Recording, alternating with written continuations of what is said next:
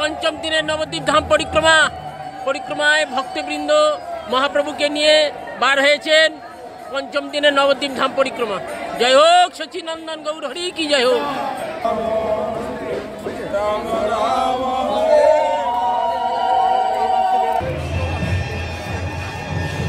जय हो।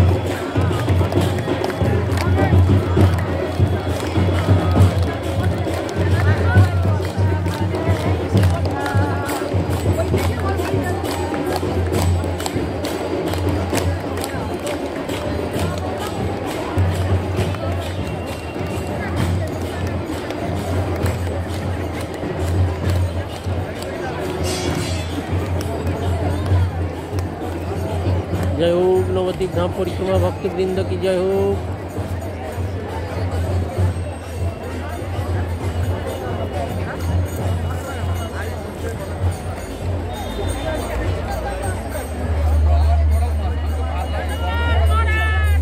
हाँ धन्यवाद।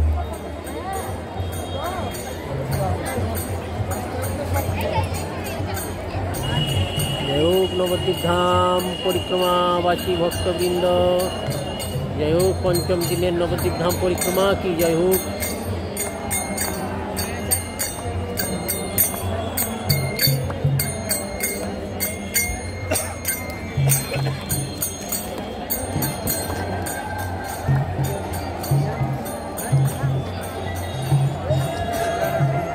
जय हो नवद्वीप धाम परिक्रमा भक्तवृंद की जय हो।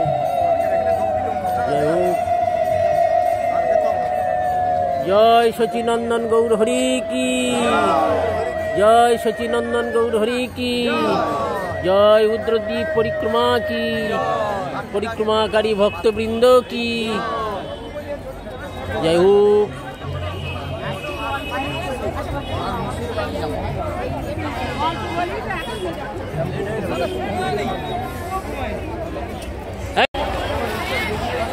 जय हो मायापुर श्री चैतन्य मठ की जय हो। नवद्वीप धाम परिक्रमा की जय हो।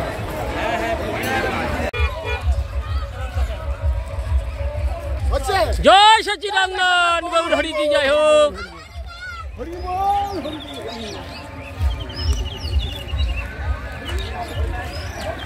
जय हो गिंजास प्रभु की जय हो।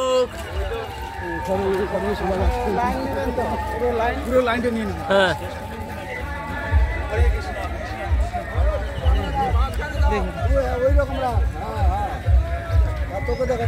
जय सच्चिदानंद गौर हरि की जय हो।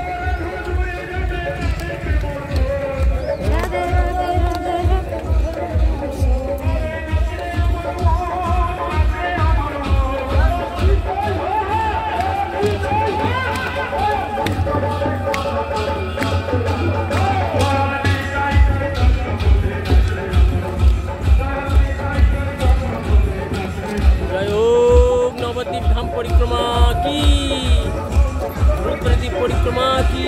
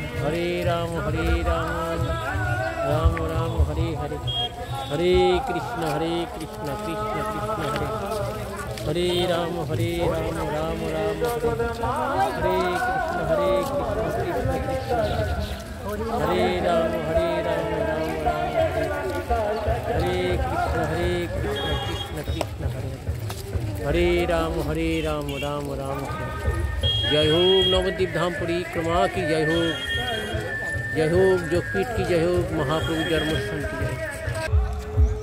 नवद्वीप धाम परिक्रमा जय हरि हरि बोल, हरि बोल। है छावरे ভালো ভালো করে তোলো রে। হ্যাঁ ভালো মারা সবাই আমার ফটোটা খেয়াল। হরি बोल, हरि बोल, हरि बोल। जय सचिनंदन गौर हरि की जय। रुद्रदीप गौरी मठ मायापुर से चैतन्य मठेर शाखा भक्ति सिद्धांत सरस्वती गोस्वामी ठाकुरेर प्रतिष्ठित रुद्रदीप गौरी मठ। ये रुद्रदीप गौरी मठे रुद्र भगवान चतुर्सन एखाने गौर के लाभ करेছিলেন। जय रुद्र भगवान की जय हो। रुद्रदीप जय हो रुद्र भगवान रुद्रदीप गौरी मठे भक्तबृंद से रुद्रदीप गौरी मठ जे निदया घाट जे घाट दिए चैतन्य महाप्रभु তিনি সন্ন্যাস নেওয়ার জন্য এই ঘাট দিয়ে পার হয়েছিলেন। পিছনে পিছনে সতী মাতা, তিনি গৌর বিরহে কাঁদতে কাঁদতে এই স্থানে এসে তিনি বলেছিলেন, হে ভক্তবৃন্দ, তোমাদের দয়া মায়া নয়, এই অধমের কেউ নাই। নিমাই এই স্থান থেকে চলে গেল, এই জন্য এই স্থানের নাম নিদয়া। এখানে নিমাইকে কেউ ধরে রাখতে পারলেন না, তাই সতীমা এই ঘাটের নাম নিদয়া ঘাট। সেই নিদয়া ঘাটেই প্রভুপাদ ভক্তি সিদ্ধান্ত সরস্বতী গোস্বামী ঠাকুর এখানে রুদ্রদ্বীপ গৌড়ীয় মঠ করে তিনি এই স্থানেই মঠ ছিল, এই স্থানেই মহারাজ সেই স্থানে দণ্ডবত প্রণাম করছেন।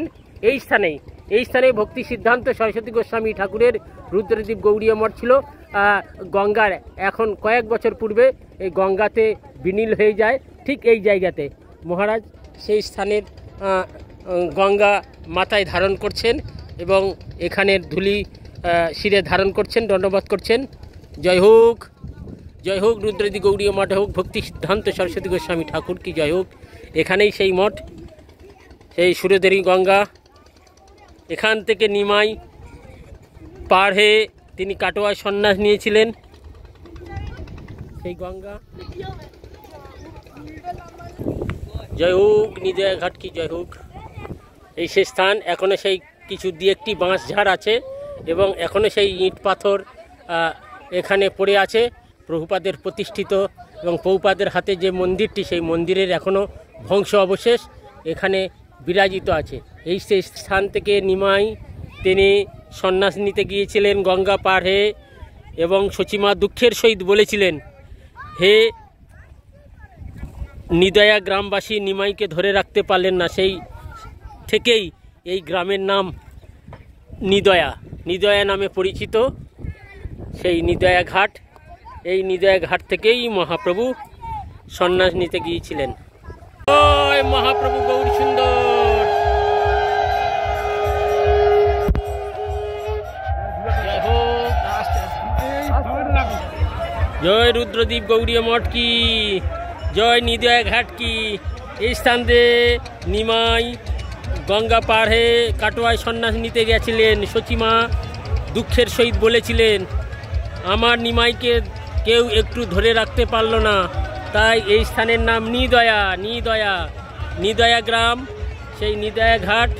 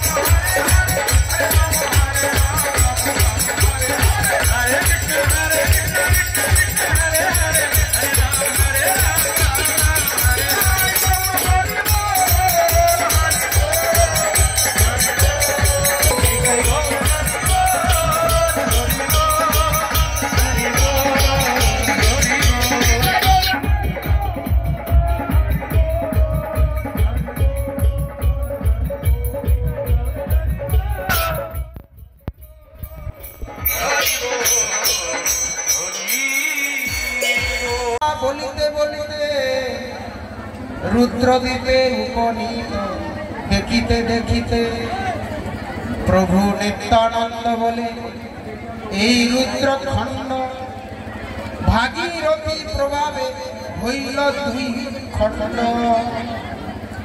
লোকবাস নাই হেথা প্রভুর ইচ্ছায় পশ্চিমে দীপ দেখো পূর্ব পারে যায়। হেথা হইতে দেখো ওই শ্রী শঙ্করপুর শোভা পায় গঙ্গা তীরে দেখো কত দূর। শঙ্কর আচার্য যবে করে দিগ্বিজয় নবদ্বীপ জয়ে তথা উপস্থিত হয়। মনেতে বৈষ্ণবরাজ আচার্য শঙ্কর বাহিরে অদ্বৈতবাদী মায়ার কিঙ্কর। নিজের রুদ্র অংশ সদা প্রতাপে প্রচুর প্রচ্ছন্ন বুদ্ধের মত প্রচারে সুর। প্রভুর অজ্ঞায় রুদ্র এই কার্য করে আইলেন জবেতে হো নদিয়া নগরে। স্বপনে প্রভু গৌরচন্দ্র দিলা দর্শন কৃপা করি বলে তারে মধুর বচন। তুমি তো আমার দাস মম আজ্ঞা ধরি প্রচারিয়াচ্ছ মায়াবাদ বহু যত্ন করি। এই নবদ্বীপ ধাম মম প্রিয় অতি হেথায় মায়াবাদ প্রভু না পাইবে গতি। যে শঙ্করাচার্যকে স্বয়ং ভগবান বলছিলেন মায়াবাদ প্রচার করতে, সেই শঙ্করাচার্য এই নবদ্বীপে এসেছে। যদিও শঙ্করাচার্যের ইচ্ছা ছিল না মায়াবাদ প্রচার করার, কিন্তু প্রভুর নির্দেশেই মায়াবাদ প্রচার করতে বাধ্য হয়েছে। তো তাই যখন এই নবদ্বীপ ধামে আসেন মায়াবাদ প্রচার করতে, তো মহাপ্রভু দর্শন দিয়ে সেই শঙ্করাচার্যকে বললেন এই নবদ্বীপ ধাম মম প্রিয় অতি হেথা মায়াবাদ প্রভু না পাইবে গতি। এখানে মায়াবাদ চলবে না। বিদ্যশীল হেথা পৌর মায়াতে লইয়া কল্পিত আগম গণে দেন প্রচারিয়া। মম ভক্ত গণে দেশ করে যেই জন তাহারে কেবল দেহ করে ন বঞ্চন। এই স্থানে সাধারণে মম ভক্ত হয় দুষ্টমত প্রচারের স্থান ইহা নয়। অতএব তুমি করো অন্যত্র গমন নবদ্বীপবাসীগণে না করো পীড়ন। স্বপ্নে নবদ্বীপ তত্ত্ব জানিয়া তখন ভক্তাবেশে অন্য দেশে করিল গমন। এই রুদ্রদ্বীপ হয় রুদ্রগণ স্থান হেথা রুদ্রগণ গৌর গুণ করে গান। শ্রীনীল লোহিত রুদ্রগণ অধিপতি মহানন্দে নিত্য হেথা করে নীতি নীতি। রুদ্র নিত্য দেখি আকাশেতে দেবগণ আনন্দেতে করে সবে পুষ্প বরিশন। কদাচিৎ বিষ্ণু স্বামী আসি দিগ্বিজয়ে রুদ্রদ্বীপে রহে রাত্রে শিষ্যগণ লয়ে। হরি হরি বলি নিত্য করে শিষ্যগণ বিষ্ণুর স্বামী শ্রুতি স্তুতি করেন পঠন। ভক্তি আলোচনা দেখি হয়ে হর্ষিত কৃপা করি দেখা দিল শ্রী নীল লোহিত। বৈষ্ণব সভায় রুদ্র হইল উপনীত দেখি বিষ্ণুর স্বামী অতি হইল চমৎকৃত। কালকে আমরা শুনেছি বৈকুণ্ঠপুরে চার আচার্যের রামানুজ আচার্যের কথা শুনেছি, আর মহাপুরে মধ্যমণির কথা মধ্যাচার্যের কথা শুনেছি। বেলপুকুরে জয়দেবপুরে আমরা শুনেছিলাম নিম্মার্ক আচার্যের কথা, আর আজকে এখানে বিষ্ণু স্বামীর কথা শুনছি, যে বিষ্ণু স্বামীকে এখানে নীললোহিত রুদ্র দর্শন দিয়েছিলেন। দেখি কর চুরি স্তব করে বিষ্ণু, ততক্ষণ দয়াদ্র হইয়া রুদ্র বলেন বচন, তোমরা বৈষ্ণবজন মম প্রিয় অতি, ভক্তি আলোচনা দেখি তুষ্ট মমমতি, বর মাগ দিব আমি হইয়া সদয়ে, বৈষ্ণবে অদয় মোর কিছু নাহি হয়, দণ্ডবত প্রণমিয়া বিষ্ণু মহাশয়। বিষ্ণু মহাশয় বিষ্ণু স্বামীর কথা বলছে। রুদ্রদেব বললেন যে বিষ্ণু স্বামী তুমি বর মাগো। তখন হাত জোর করে বর মেগে নিচ্ছেন। কি বর মেগে নিচ্ছেন শুনুন। দণ্ডবত প্রণমিয়া বিষ্ণু মহাশয়, কর চুরি বর মাগে প্রেমানন্দময়। কি বর মাগলো? প্রেমানন্দময়, অর্থাৎ সেই পঞ্চম পুরুষার্থ প্রেম, যে প্রেমে আনন্দই আনন্দ। এইবার দেহ প্রভু আমার সবাকারে, ভক্তি সম্প্রদায় সিদ্ধি লোভী কত করে। ভক্তি সম্প্রদায় সিদ্ধি, দেখুন সম্প্রদায় অনেক আছে, কিন্তু প্রভুপাদ যে 4 সম্প্রদায়কে প্রতিষ্ঠিত করলেন শ্রী চৈতন্য মঠে, মূল মন্দিরের চারপাশে 4 আচার্যকে প্রতিষ্ঠা করেছেন। এই জন্য ভক্তি সম্প্রদায়, ওই 4টি সম্প্রদায় ভক্তি সম্প্রদায়। তো তাই বলছেন ভক্তি সম্প্রদায় সিদ্ধি লোভী কত করে, পরম আনন্দে রুদ্র বর করিদান, নিজ সম্প্রদায় বলি করিল আখ্যান। রুদ্র সেই বর দিলেন এবং নিজ সম্প্রদায় বলে স্বীকার করলেন। সেই হইতে বিষ্ণু স্বামী শৈব সম্প্রদায়, শ্রীরুদ্র নামে খ্যাতি দিয়া নাচে গায়। রুদ্র কৃপা বলে বিষ্ণু এই স্থানে রহিয়া, ভজিল শ্রী গৌরচন্দ্র প্রেমের লাগিয়া। স্বপ্নে আসে শ্রী গৌরাঙ্গ বিষ্ণুরে বলিল, মম ভক্ত রুদ্র কৃপা তোমারে হইল। ধন্য তুমি নবদ্বীপে পাইলে ভক্তি ধন, শুদ্ধ দ্বৈত মত প্রচার এইক্ষণ। কতদিনে হবে মোর প্রকট সময়, শ্রী বল্লভ ভট্ট রূপে হইবে উদয়।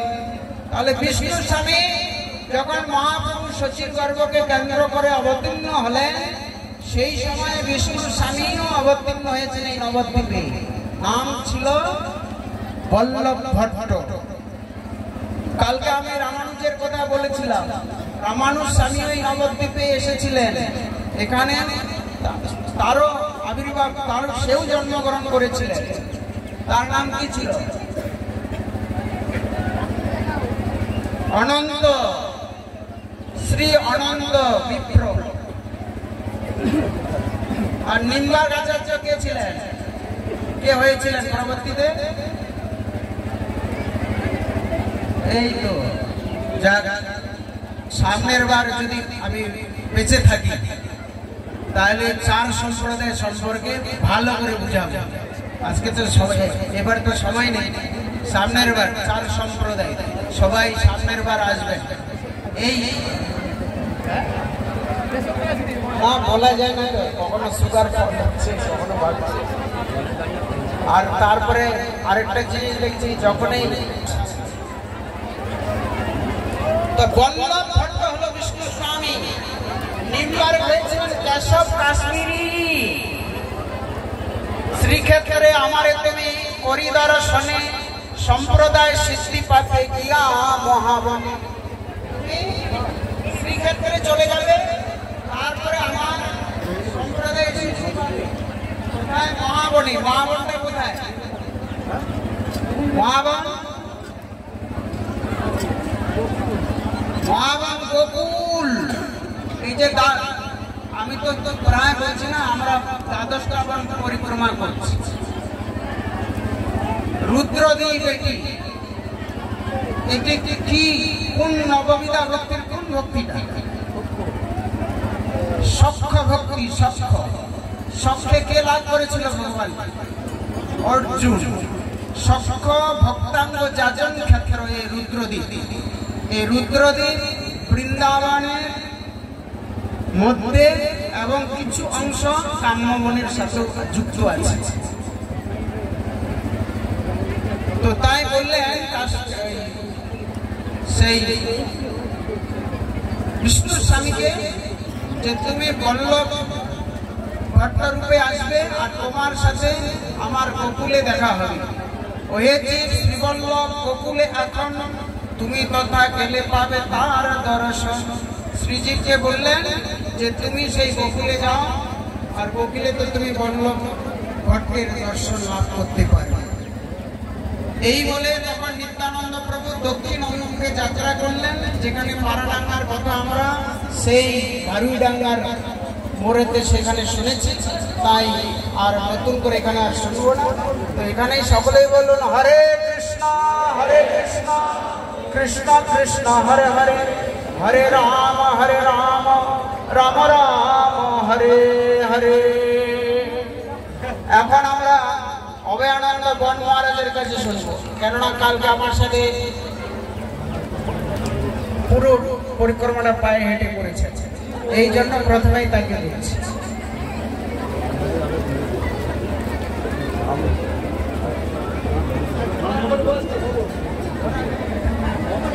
শ্রবণ করে সেখানে বলা হলো যে এখানে শঙ্করাচার্য এসেছিলেন এই নবদ্বীপে, এসে এখানে প্রচন্ড বৌদ্ধবাদ স্বীকার করলেন। তাকে মহাপুরুষ স্বপ্নে বললেন যে তুমি এখানে মায়াবাদ পোষণ করো না, এখানে মায়াবাদের স্থান নয়, এটা ভক্তির স্থান, এটা হচ্ছে নবদ্বীপ, এখানে শুদ্ধ ভক্তির স্থান। সুতরাং এখানে মায়াবাদ বন্ধ করে।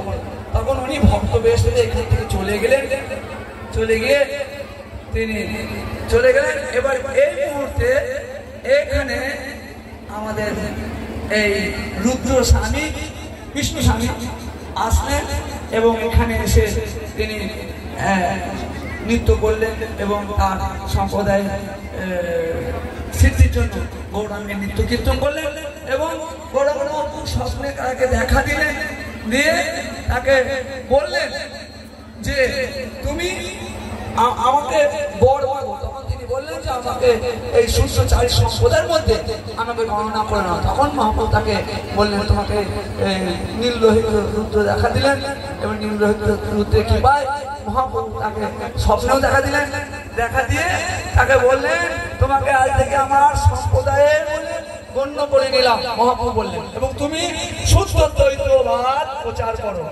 এইবার আমি একটুখানি আপনাদের মহারাজ যেটা বলতে চাইছিলেন না একটু বলার চেষ্টা করছি, ধ্যান দিয়ে শুনবেন, একটা দার্শনিক কথাবার্তা। এই আর একটি দক্ষিণ ভারতের সম্প্রদায় আছে, সেটির নাম হচ্ছে শ্রী সম্প্রদায়। সেই সম্প্রদায়ের আচার্য রামানুজ শাস্ত্রী। আর একটি সম্প্রদায় সেটা হচ্ছে নিব্বাত সম্প্রদায়, যে সম্প্রদায় সুনন্দ কুমার এই ব্রহ্মাচার্য যে সম্প্রদায় সেটা নিম্বকাচার্য। আর এই ধাম মাহাত্মে আজকে যাকে আমরা মহারাজ বিশুভাবে কীর্তন করলেন তিনি হচ্ছেন বিষ্ণু স্বামী। তিনি রুদ্রদেবের কৃপায় এই শুদ্ধ দ্বৈতবাদ শুদ্ধাদ্বৈতবাদ প্রচার করেছেন। তাহলে চারটি মতবাদ কি? একটা আবির্ভাব হয় এবং অন্যান্য ত্রিভুবনের এবং গোলক বৃন্দাবনের বৈকুণ্ঠের যত আছেন অবতারগণ এবং তার নিত্য পার্শ্বদগণ পূর্বে এবং পরবর্তী এবং তৎসময়ে সবাই এখানে আবির্ভূত হন ভগবান শ্রী চৈতন্য মহাপ্রভুর সেবা উপলক্ষে। কারণ স্বয়ং ভগবান শ্রী চৈতন্য মহাপ্রভু রাধা গোবিন্দের মিলিত তনু, সেই অভিন্ন ব্রজধাম এই নবদ্বীপ ধামে মায়াপুর ধামে এখানে আবির্ভূত এবং সাক্ষাৎ শ্রীমতী রাধারানী এই ধামের প্রকট করেছিলেন এবং রাধা গোবিন্দের মিলিত তনু ভগবান শ্রী চৈতন্য মহাপ্রভু বৃন্দাবন রাধা গোবিন্দের যে অপরাধ লীলা, সেই লীলা রসটাই তিনি এই জগতে প্রকাশের জন্য তিনি গতি হয়েছেন এবং সবাইকে সেটা জানিয়েছিলেন। এবং এখানে রুদ্রদেব তিনিও যদিও সংহারকর্তা রুদ্র স্বরূপে এবং সদাশিব স্বরূপে তিনি ভগবানের নিত্য পার্শ্বদ প্রেম ভক্তি রস আস্বাদন করেছেন এবং তিনিও এখানে তপস্যা করে ভগবান শ্রী চৈতন্য মহাপ্রভুর কৃপা আশীর্বাদ তিনি লাভ করেছেন এবং রুদ্রের কৃপায় সদাশিব বৈষ্ণবানাম যথা শম্ভু, সেই বৈষ্ণব যে শম্ভু পরম বৈষ্ণব তার কৃপা আশীর্বাদে আমরা সেই মহাপ্রভু এবং অবিন্দ যে রাধা গোবিন্দ তার অপরাধ যে প্রেম ভক্তি বিরাট সেটাও আমরা শুদ্ধ হরিনাম সংকীর্তনের মাধ্যমে আমরা আস্বাদন করতে পারব। তাই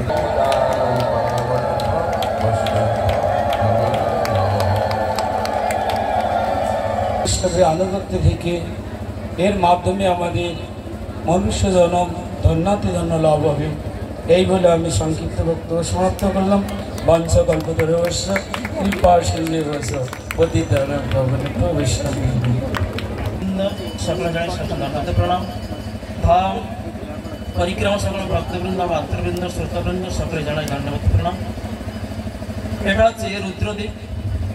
আমরা শেষ দিবসে এই রুদ্রদ্বীপে উপস্থিত হয়েছি গঙ্গার তীরে।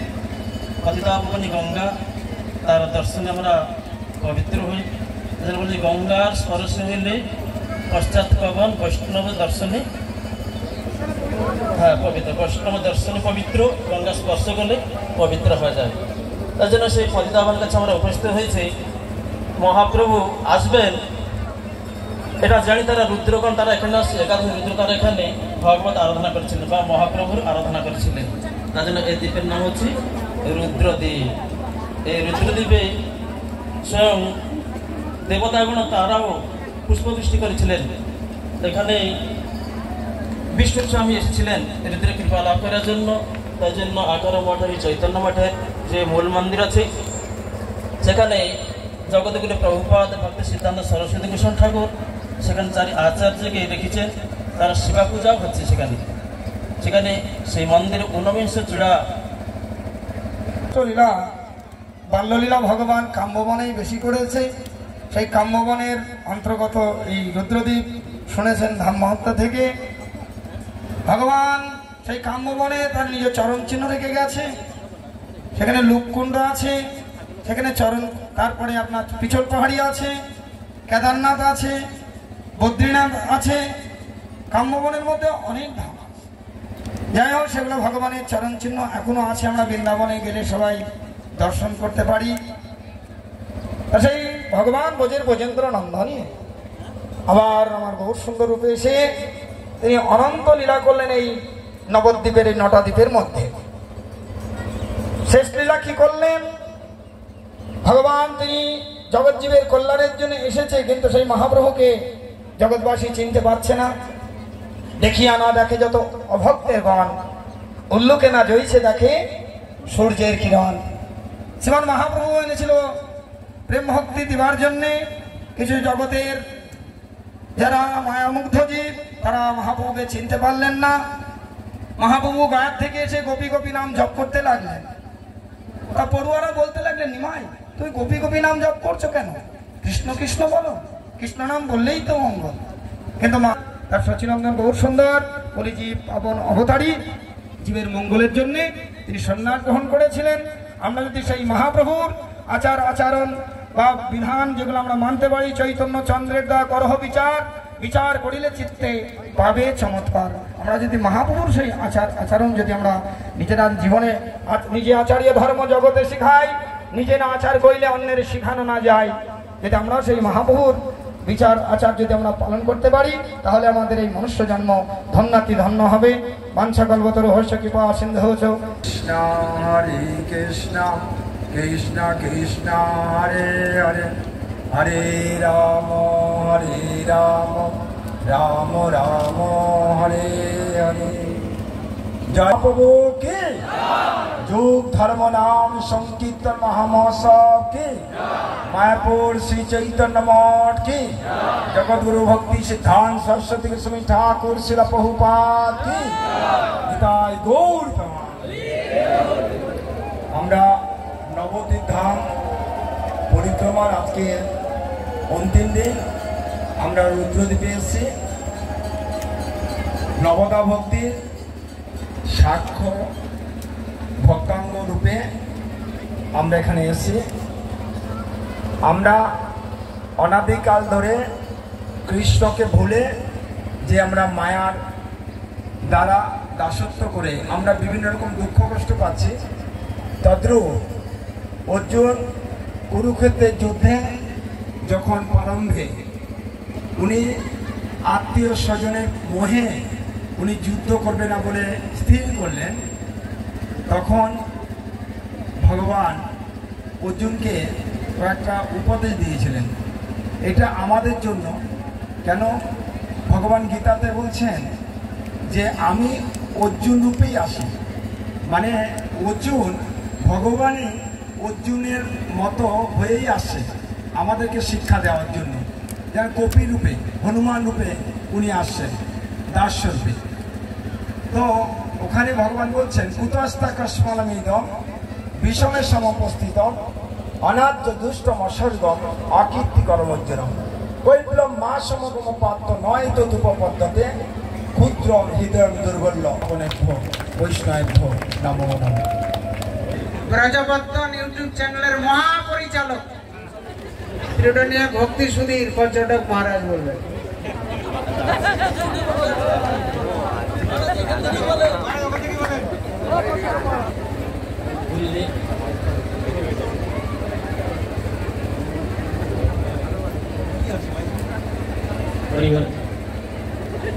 गुरु महाराज जय प्रभुपाद, जय श्री आचार्य देव, दंडीपाद भक्तबृंदेर चरणे अनंत अनंत कोटि धन्यवाद।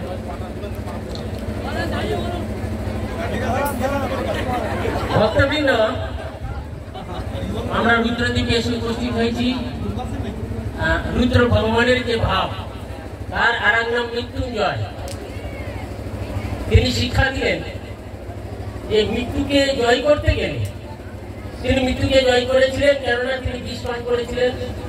আর একবার তিনি জয় করেছিলেন মার্কণ্ড ঋষি তিনি যখন এসেছিলেন, যমরাজ এসেছিলেন তাকে নিয়ে যাওয়ার জন্য। তিনিও শিক্ষা দিয়েছিলেন, শিবকে আলিঙ্গন করেছিলেন। যমরাজ অনেকক্ষণ দাঁড়িয়ে থেকে পালিয়ে গেল, বলে না এই বেটাকে নিয়ে যাওয়া যাবে না। তাই আমরা যদি সেই মতো বৈষ্ণবানাং যথাসম্ভব, যে বৈষ্ণবের শিবের অভিন্ন যে কলেবর এক বৈষ্ণব, সেই বৈষ্ণব চরণে যদি আমরা সেই মার্কণ্ড ঋষির মতো যদি এইভাবে চরণ আঁকড়ে ধরতে পারি, এই জগতের কোন শক্তি নাই যে আমাদেরকে মায়া থেকে। তাই বৈষ্ণবের আনুগত্যে আমরা যদি ভজন করতে পারি, তাহলে আমরা এই পিতা মায়া থেকে উদ্ধার হয়ে মহাপ্রভুর চরণে পৌঁছাতে পারবো। এটা রুদ্রদ্বীপ।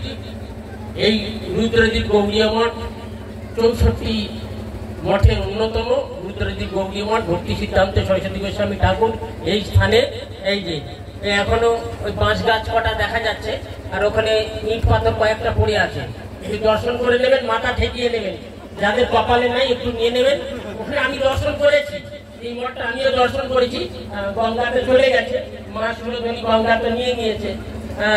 এখন সেই মঠকে, রুদ্র ভগবানকে এবং এখানকার সেই বিগ্রহ খুব মাধুর্যমণ্ডিত ছিল। তা মহাপ্রভু সন্ন্যাস নিয়ে এখান থেকে এই ঘাট পার হয়ে গেছিলেন। সচী মাতা এই নিদয়া নাম দিয়েছিলেন। কেন? তিনি কেঁদে কেঁদে ছুটে এসেছিলেন যে হতভাগিনীর কেউ নাই, আমার সন্তানটা চলে গেল, তোমরা ধরে একটু রাখতে পারলেন না, তোমাদের একটু দয়া মায়া হলো না। তাই এই স্থানের নাম নিরায়া।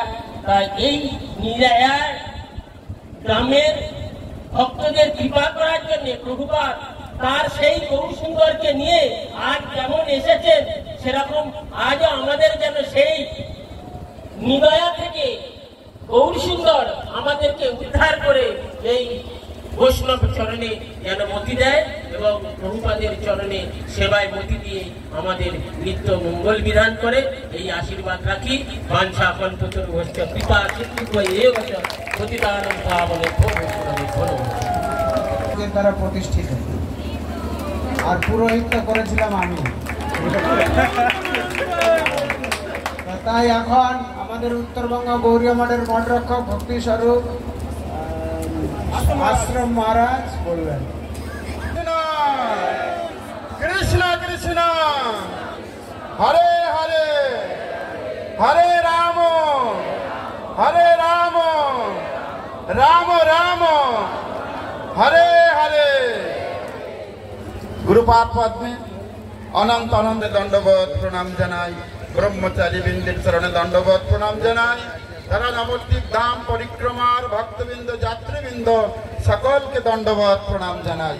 সপার্ষদ প্রভুপাদ ভক্তি সিদ্ধান্ত সরস্বতী গোস্বামী ঠাকুরের রাতুল চরণে দণ্ডবোধ প্রণাম জানাই। আমরা ভাগ্যবান, আমরা সাধু সঙ্গে কৃষ্ণ নাম এইমাত্র চাই, সংসার জিনিতে আর কোনো বস্তু নাই। আমরা এই 5 দিন যাবৎ সাধু সঙ্গে হরি সংকীর্তন যোগে নবদ্বীপ ধাম পরিক্রমা করছি, তাই এটাই আমাদের মহাভাগ্য। শ্রীমান মহাপ্রভু এই জগতে এসেছিলেন কি জন্য? কৃষ্ণ ভক্তি দান করবার জন্য। কারণ আমা বিনা অন্য নারে ব্রজপ্রেম দিতে, যে ব্রজপ্রেম ভগবান সব যুগে প্রদান করেন না, কিন্তু এটা বিশেষ কলিযুগ। এই বিশেষ কলিযুগে সেই ব্রজপ্রেম দান করবার জন্যই ভগবান শ্রীকৃষ্ণচন্দ্র গৌরাঙ্গ রূপ ধারণ করে এসেছিলেন। তাই বলছেন এই নিদা ঘাটে এই রাস্তা দিয়ে মহাপ্রভু সন্ন্যাস নিয়ে গমন করেছিলেন। সতী মাতাকে একটা কথা বলেছিলেন যে আনের তনায় আনে রজত কাঞ্চন, আমি এনে দিব মাগো তোমায় কৃষ্ণ প্রেম ধন। কৃষ্ণ প্রেম ধন জীবকে দান করবার জন্যই মহাপ্রভু এই রাস্তা দিয়ে গিয়ে সন্ন্যাস গ্রহণ করেছিলেন। আর সন্ন্যাস গ্রহণ করেই শ্রীমান মহাপ্রভু কৃষ্ণ প্রেমে মাতোয়ারা হয়েছিলেন, সকলকে এই কৃষ্ণ নামে উন্মত্ত করেছিলেন। অতএব আমরা সাধু সঙ্গে সেই সংকীর্তন যোগে ধাম পরিক্রমা করেছি, তার দ্বারা আমাদের প্রেম ভক্তিই লাভ হবে। মহাপ্রভু যে পঞ্চম পুরুষার্থ দিয়ে গেছেন সেটাই আমাদের লাভ হবে। কারণ এই হরিনাম সাধ্য এবং সাধন দুইটাই। সাধক রূপে না সেবা, সিদ্ধ রূপে না সেবা, সাত্রাহি তদ্ভাব লিষ্টনা কার্য ব্রজ লোকানুসারতা। অতএব এই হরিনামই হচ্ছে সাধন। কলিযুগের আর কোনো সাধন নাই, একটাই সাধন আছে, এই হরিনাম। এই হরিনাম করতে করতেই আমাদের যখন সমস্ত অনার্থ বিদূরিত হয়ে যাবে, তখনই নামের স্বরূপ আমাদের কাছে প্রকাশিত হবে। তখনই এই নামেই সাধ্য বস্তু। যেই নাম সেই কৃষ্ণ ভজ নিষ্ঠা করি, নামের সহিত আছেন আপনি শ্রীহরি। নাম চিন্তামণি কৃষ্ণ পূর্ণ চৈতন্য রস বিগ্রহ, নাম নাম অভিন্ন। যেই নাম সেই কৃষ্ণ, কোনো ভেদ নাই। অতএব এই জ্ঞানের উদয় হবে। অতএব আমরা অপরাধ মুক্ত হয়ে সাধুদের শরণাগত হয়ে সাধুর চরণ আশ্রয় করে যদি এই হরিনাম কীর্তন করতে পারি, তাহলে আমাদের দুইটা বস্তু লাভ হবে। স্বরূপ উদ্বোধন হবে এবং স্বরূপের বৃদ্ধি আমরা লাভ করতে পারবো, যাতে আমার কৃষ্ণেতে মতি লাভ হয়। বাঞ্ছা কল্পতরু ভস্য কৃপা সিন্ধু ভয়বচা পতিতানাং পাবনেভ্যো বৈষ্ণবেভ্যো নমো নমঃ। এখন দিনের স্মরণে হয় বিঘ্ন বিনাশনম, অনায়াসে হয় বাঞ্ছিত পূরণ। সমস্ত গুরুবর্গদের প্রণাম। ভক্ত এবং মাতৃমন্দিরের মন্দিরের তলায় অনুরূপ এই শঙ্কর শিব, সেইখানে ভগবান এর লীলা দর্শন না করতে পেরে তিনি মনক্ষুণ্ণ অতৃপ্ত। তাই অতৃপ্ত হয়ে তিনি এই কলিযুগে শ্রী চৈতন্য মহাপ্রভু আসবেন। কি রূপে আসবেন? আদানুলম্বিত ভুজৌ কনকাবদাতৌ সংকীর্তনৈক পিতরৌ কলিযুগ ধর্মপালৌ। অর্থাৎ হরিনাম এই কলিযুগের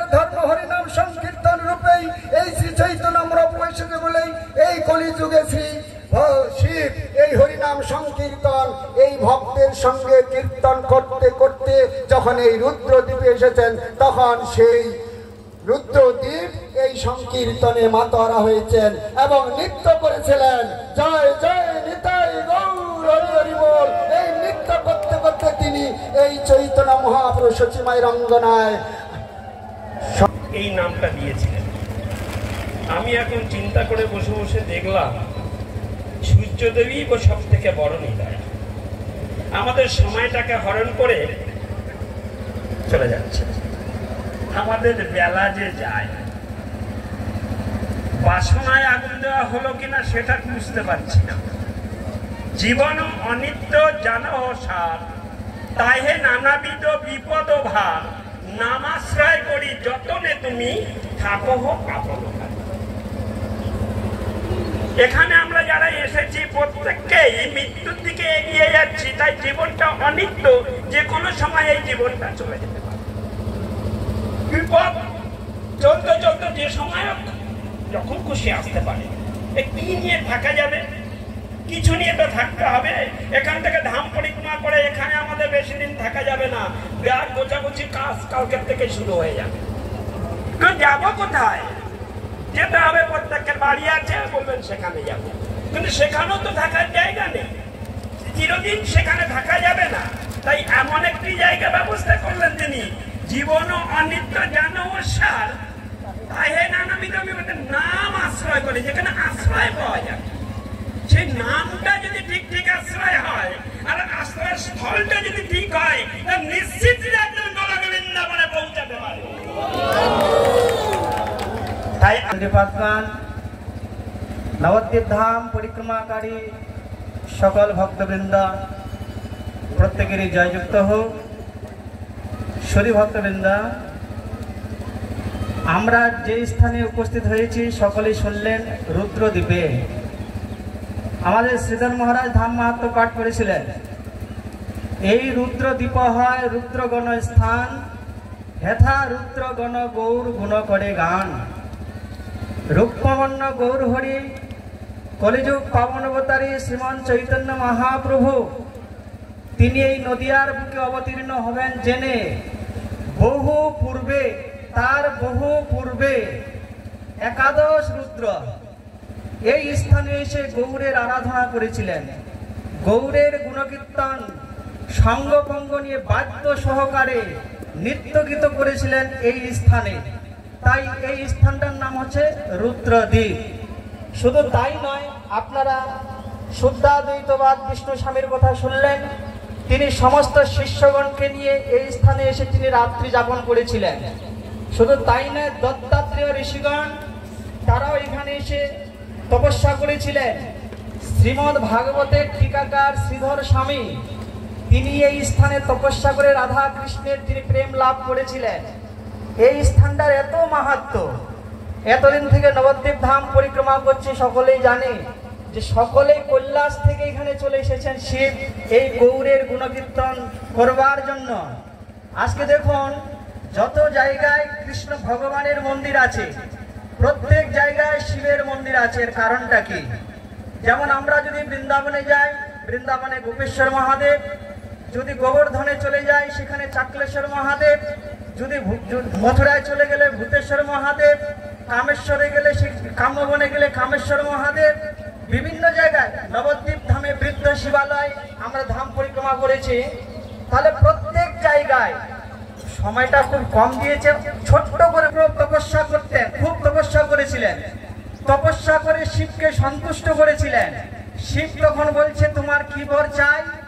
তখন সেই কাশীরাজ বলছে আমার বর চাই, আমি কৃষ্ণের সাথে যুদ্ধ করব, আমার হয়ে তোমাকে কৃষ্ণের সাথে যুদ্ধ করতে হবে।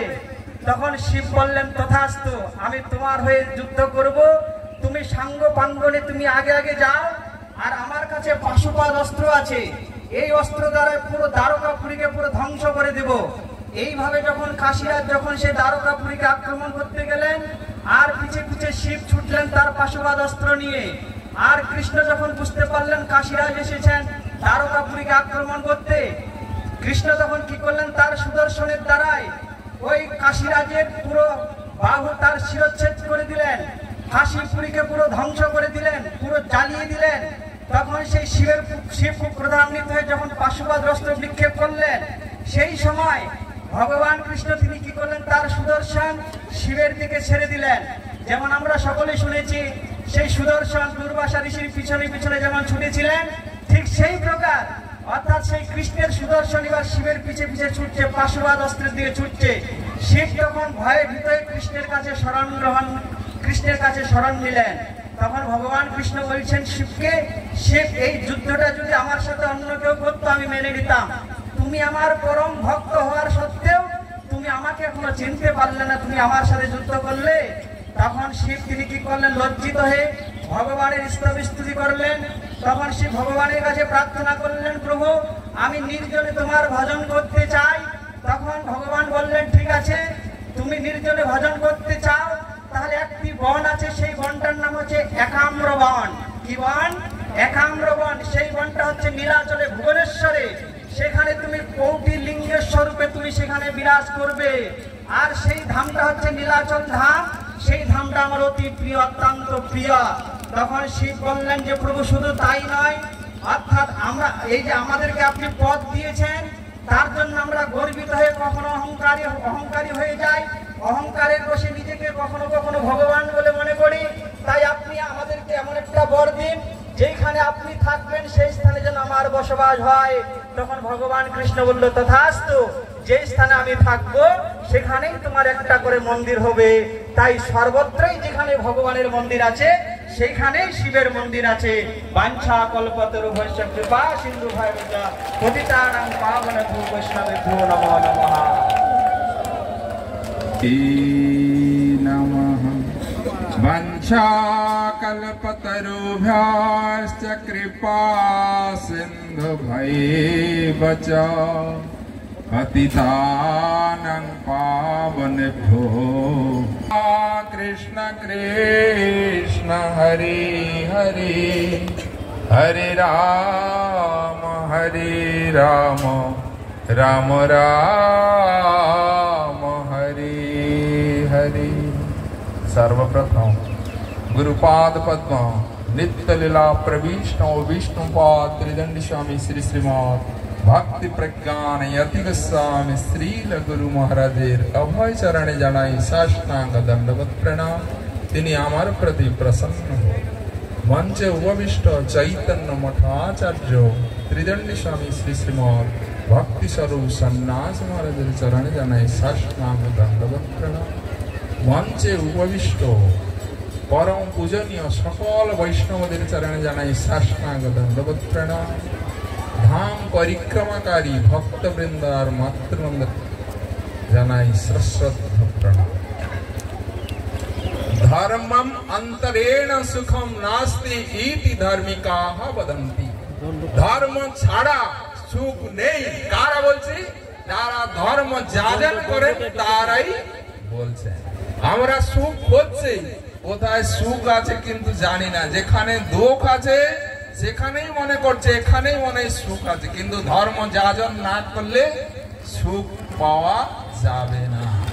আহার নিদ্রা ভয় মৈথুনাঞ্চ সামান্যমেতৎ পশুবিনরাণাং ধর্মহি তেষা অধিক বিশেষা ধর্মেন হীনা পশুভি সমানা। আহার নিদ্রা ভয় মৈথুন সব প্রাণী করে থাকে।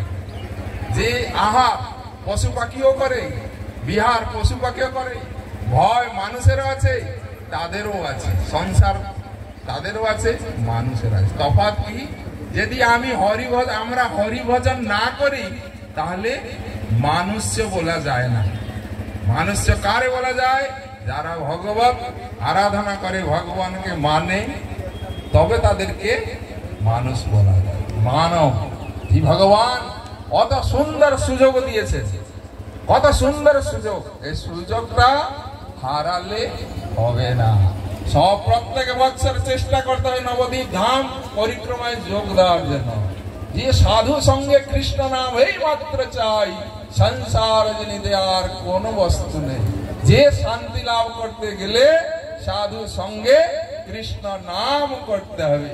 এ ঘোর সংসারে পড়িয়া মানব না পায় দুঃখের শেষ, সাধু সঙ্গ করি হরি ভজে যদি তবে অন্ত হয় ক্লেশ।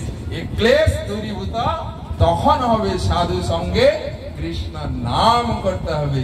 এই দুই একটা কথা বলি আমি আমার বক্তব্য শেষ করলাম। বাঞ্ছা কল্পতরুভ্যশ্চ কৃপা সিন্ধুভ্যশ্চ পতিতানাং পাবনেভ্যো বৈষ্ণবেভ্যো নমো নমঃ।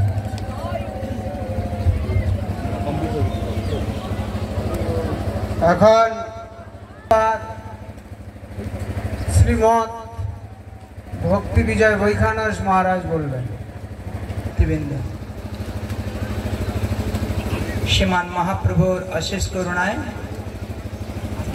আমরা এসে উপস্থিত হয়েছি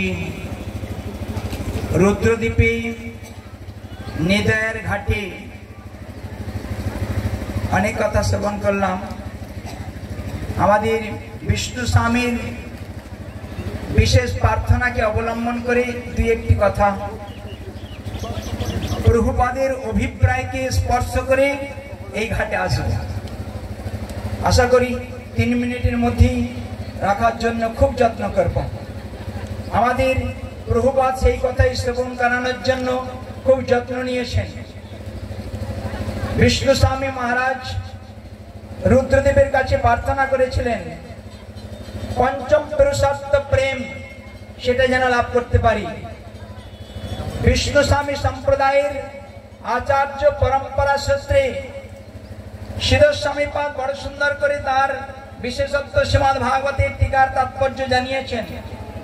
সেই আচার্যের সেই সম্প্রদায়ের বিশেষ আমনায় ধারায় পরম্পরা আচার্য বিল্লমঙ্গল ঠাকুর একটি ছোট্ট করে কথা বলেছেন। সেইটাই তার পঞ্চম পুরুষার্থ, সেই সম্প্রদায়ের বৈশিষ্ট্য।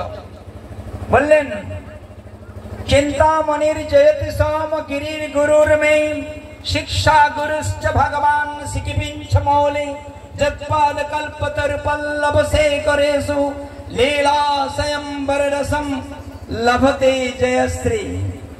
আমি বন্দনা করি, আমি স্মরণ করি আমার আরাধ্যদেব শ্রী গুরুপাদ পদ্মম। চিন্তামণি জয়ন্তী সাম গিরি গুরুর মে গিরি একমাত্র গুরুপাদ পদ্মম সমগিরি গুরুদেবের বন্দনা করি। চিন্তামণি স্বরূপ আমার শ্রী গুরুপাদ পদ্মম। বেশ্যা নয়, চিন্তামণি আমার গুরুপাদ পদ্মম। আর শিক্ষা গুরুশ্চ ভগবান সিকিপিঞ্চ মৌলি, যে ভগবান যার মস্তকে রাধারানীর স্বরূপ ওই ময়ূরের পিচ্ছ ধারণ করে আছেন, সেই শিক্ষা গুরুশ্চ ভগবান সিকিপিঞ্চ মৌলি যৎপাদ কল্পতরু পল্লব শেখরেষু। সন্ন্যাস গ্রহণ করার জন্য তীব্র গতিতে চলেছেন। কিসের জন্য? এই জগতের সন্ন্যাস। ওই রকম সংসারে থাকতে পারি না, সন্ন্যাস নিয়ে মঠে থাকবো। পাড়ার লোকের অত্যাচার সহ্য করতে পারছি না, সন্ন্যাস নেব। ঘরের অন্যায় অত্যাচার আবদার যন্ত্রণা সহ্য করতে পারছি না, সন্ন্যাস নেব। সেই রকম সন্ন্যাস আমার শ্রী চৈতন্য মহাপ্রভুর সন্ন্যাস নয়। সন্ন্যাসের বৈশিষ্ট্য সময় পেলে বলতাম। সন্ন্যাসের বৈশিষ্ট্য এই জগতের সাধনের চরম ভূমিকাকে অবলম্বন করে স্নেহ মান প্রণয় রাগ অনুরাগ ভাব মহাভাব অধীরূঢ় মহাভারে তীব্র শোক। এই জগতের গঙ্গা দেবীর তীব্র শোকে যেমন কারো কিছু বাদ বিচার করে না, কোনো মায়া দয়া করে না, সব ভাসিয়ে নিয়ে তীব্র গতিতে ছুটে চলে। আজ আমার মহাপ্রভুর সেই মহাভাবে বিভাবিত হয়ে তীব্র গতিতে এই স্থান নিয়েই চলে গেছিলেন। সত্যি মাতা এমনি এমনি নাম রাখেননি, নাম রেখেছিলেন আমার নিমাই। সমস্ত জগৎবাসীকে কৃষ্ণ প্রেমের পুণ্যে এই জগতের কর্তব্য সবকিছু ধুয়ে মুছে ফেলে দিয়ে কেবল কৃষ্ণ প্রেমের পুণ্যে ভাসিয়ে আমার কেশব ভারতীর কাছ থেকে দীক্ষা মন্ত্র সন্ন্যাস গ্রহণ করে পুরী ধামে গিয়ে সেই নৌকা স্থিত হয়েছিলেন, যে নৌকায় গোবিন্দকে জগন্নাথকে দর্শন করে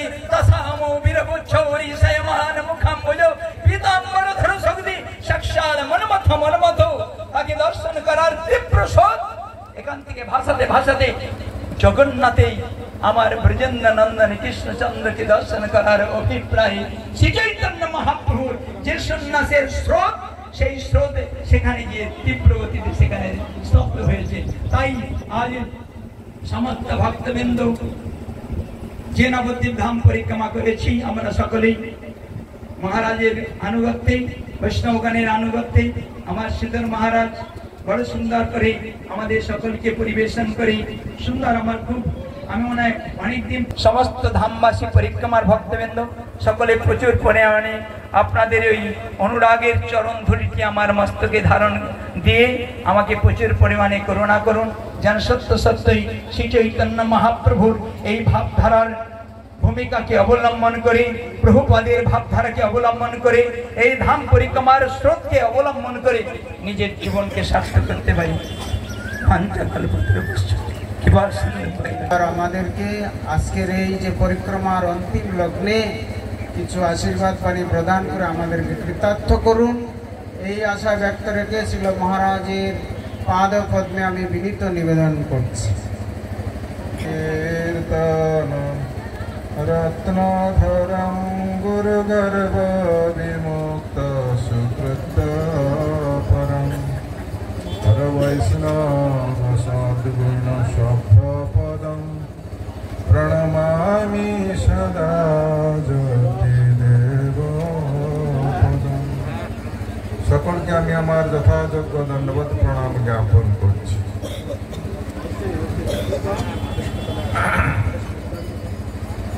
পরিক্রমার শেষ দিন এবং শেষ লগ্ন, আমরা কিছুক্ষণের মধ্যে ফিরে যাব।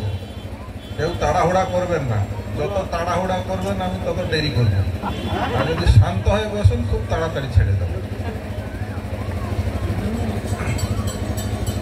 গত 2022 সালে আমরা একজন মহারাজকে হারিয়েছিলাম দোলের আগে, পরমহংস মহারাজ।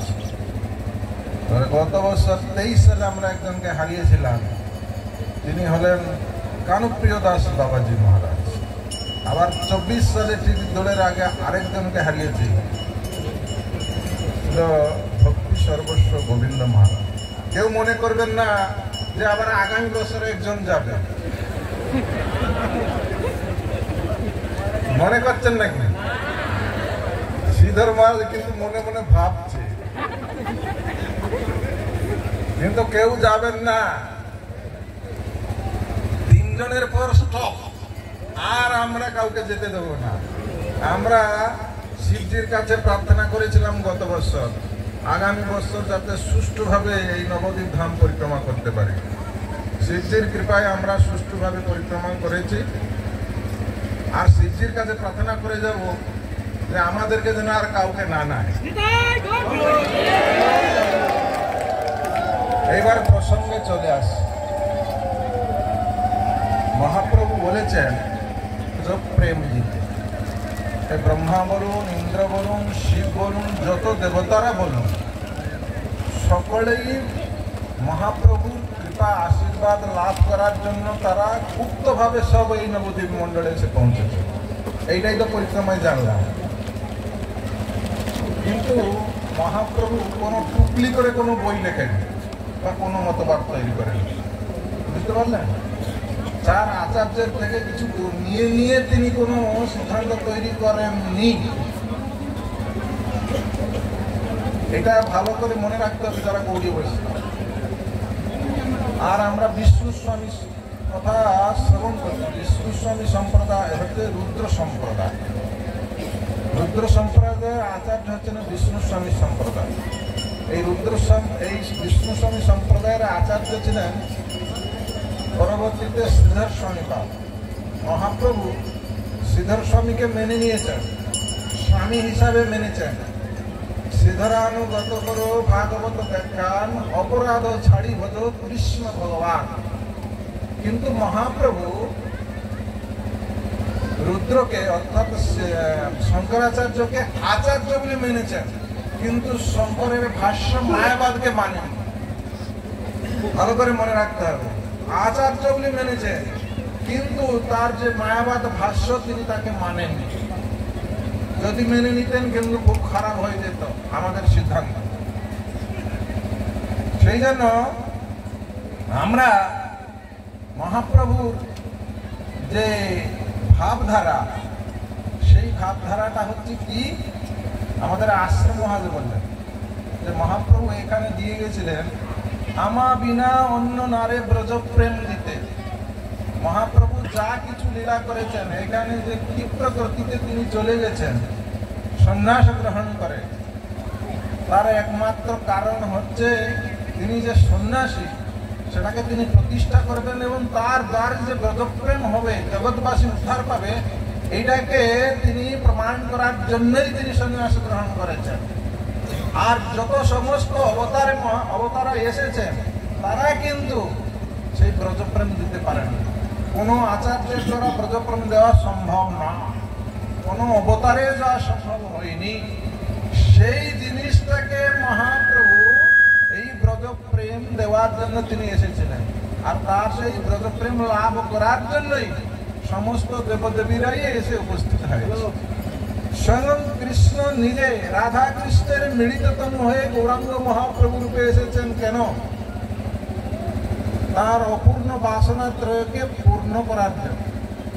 রাধা কৃষ্ণ নিজে মিলিত হয়ে এসেছেন গৌরাঙ্গ মহাপ্রভু রূপে, না এলে তো হতো। গৌরাঙ্গ মহাপ্রভু রূপে এলেন কেন?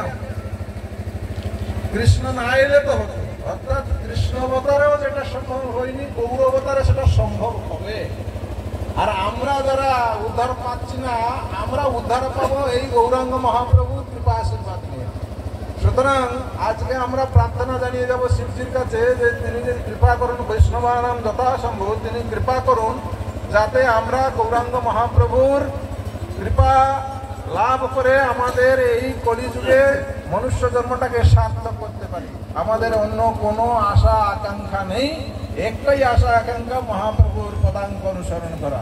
বাঞ্ছা কল্পতরুভ্যশ্চ কৃপা সিন্ধুভ্যশ্চ পতিতানাং পাবনেভ্যো বৈষ্ণবেভ্যো। আগামী বছর আমরা যাতে আরো ভালো করে নবদ্বীপ ধাম পরিক্রমা করতে পারি, সমস্ত যাত্রীবৃন্দকে আমি আহ্বান জানাচ্ছি।